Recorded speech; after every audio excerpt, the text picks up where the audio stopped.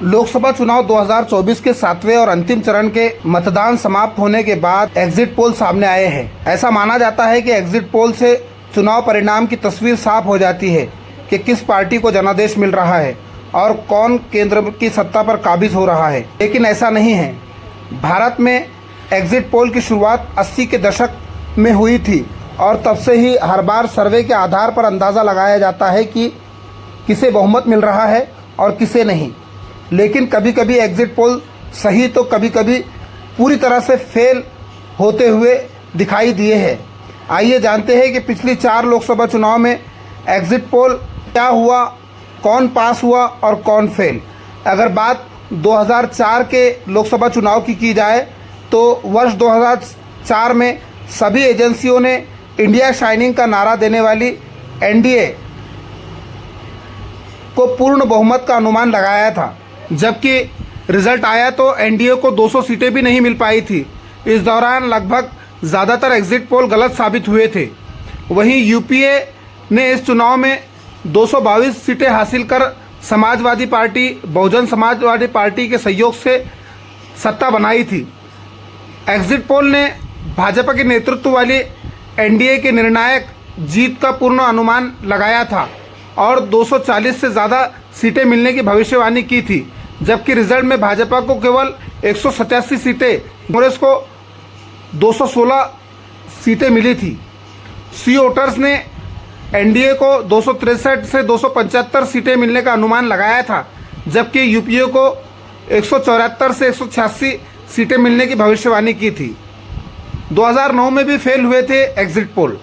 वर्ष 2009 की बात करें तो वर्ष 2009 में भी लोकसभा चुनाव के बाद जो एग्जिट पोल सामने आए थे वो पूरी तरह से फेल हुए थे। एग्जिट पोल के अनुसार 2009 के चुनाव में यूपीए 199 और एनडीए 197 सीटें मिलने का अनुमान लगाया गया था, लेकिन रिजल्ट में यूपीए को 262 सीटें मिली थी और एनडीए को सिर्फ 159 सीटें ही मिल पाई थी। ज़्यादातर एग्जिट पोल में कहा गया था कि कांग्रेस वापसी नहीं करेंगी, लेकिन चुनाव के परिणाम आए तो कांग्रेस ने सरकार बनाई। लोकसभा चुनाव 2009 के परिणाम में कांग्रेस ने 206 सीटें और भाजपा ने 116 सीटें जीती थी। सी वोटर्स ने एनडीए को 190 सीटें मिलने का अनुमान लगाया था, जबकि यूपीए को 195 सीटें मिलने की भविष्यवाणी की थी। बात अगर 2014 के एग्जिट पोल की करें तो 2014 के लोकसभा चुनाव में कुछ एग्जिट पोल के दावे सही साबित हुए थे, लेकिन एक एजेंसी के अलावा किसी ने भी ये दावा नहीं किया था कि भाजपा को पूर्ण बहुमत मिलेगा। सर्वे एजेंसी ने दावा किया था कि एनडीए 10 साल की सत्तारूढ़ कांग्रेस को सत्ता से बाहर करने में सफल होगी।